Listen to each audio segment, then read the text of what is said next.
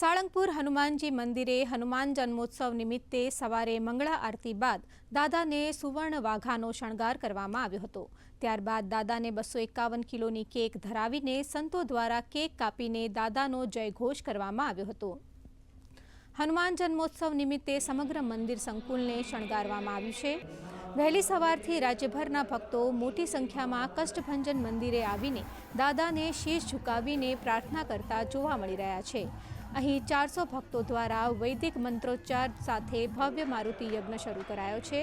આ મારુતિ યજ્ઞમાં પૂર્વ મંત્રી ભૂપેન્દ્રસિંહ ચુડાસમા ખાસ હાજર રહ્યા હતા। શાસ્ત્રી હરિપ્રકાશ સ્વામીએ દિવસભર યોજાયેલા કાર્યક્રમો સાથે તમામનું મંગળ થાય તેવી દાદાને પ્રાર્થના સાથે આજના આ દિવસ અંતર્ગત ખુશી વ્યક્ત કરી હતી।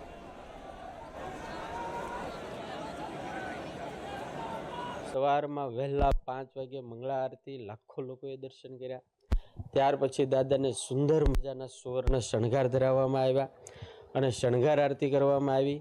શણગાર આરતી બાદ તરત જ દાદાના ચોકની અંદર જોરદાર ભવ્યાતિ ભવ્ય અને દિવ્યાતિ દિવ્ય અને ત્યાર પછી મહાયજ્ઞનો પ્રારંભ થયો। યજ્ઞની અંદર પણ હજારો ભક્તોએ લાભ લઈ દાદાનું ભવ્ય પૂજન કર્યું અને ત્યાર પછી દાદાનો ભવ્ય અણકોટ આચાર્ય મહારાજ અને સંતો દ્વારા દાદાનું ભવ્ય પૂજન કરવામાં આવ્યું।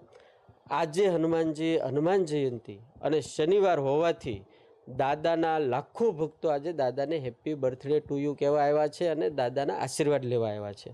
હનુમાન જયંતિની ખૂબ ખૂબ શુભકામનાઓ પાઠવું છું।